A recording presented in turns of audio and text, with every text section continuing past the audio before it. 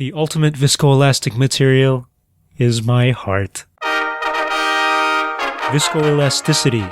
Viscoelasticity. Viscoelasticity. No, really, heart tissue is viscoelastic. It has a lot of viscoelasticity. And it's an organic tissue. A lot of organic tissues are viscoelastic, such as the cartilage between the bones of your joints, or the skin around you. Also, synthetic or non-organic materials, inorganic materials can be viscoelastic. Rubbers, and glues and different things like that. Maybe those are viscoelastic. What is viscoelasticity? What are these viscoelastic materials? Well, when you look at the word viscoelasticity, it's long, and it's made up of two parts, so that's the cheating reason why it's long. It's basically viscosity in the beginning, and at the end you have elasticity.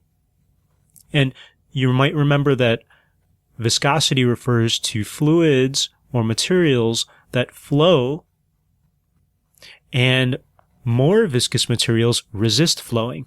So what's an example of a viscous material? Honey is a classic that they use, or molasses.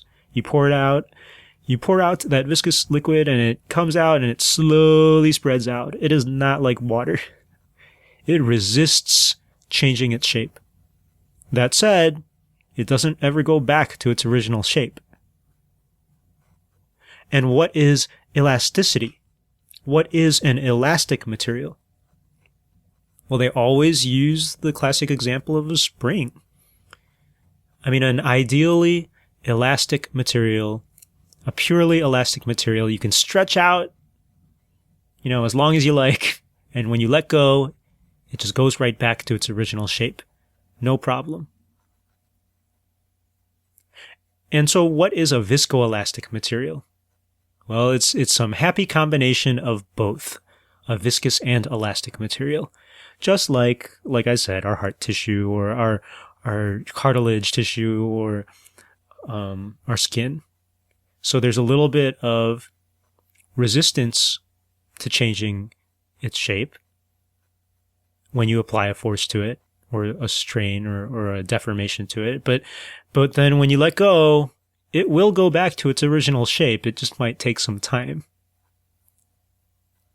The elasticity of a viscoelastic material, it's a hard word to say, it changes. It depends on how fast you apply the forces, for example.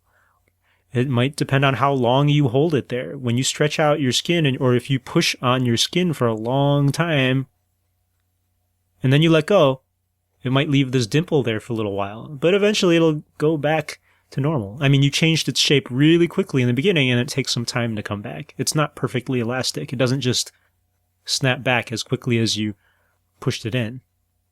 So that's a viscoelastic material, and the measure of how much its elasticity changes under different conditions, that's viscoelasticity. Viscoelasticity is a property of a material to resist changing in shape when forces or strains or stresses are applied to it, but they'll still change shape.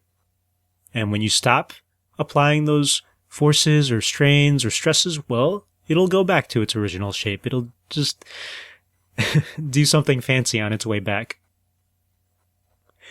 That is the engineering word of the day, viscoelasticity. Hi there, this is Pius Wong, producer of this podcast and producer of the K-12 Engineering Education Podcast.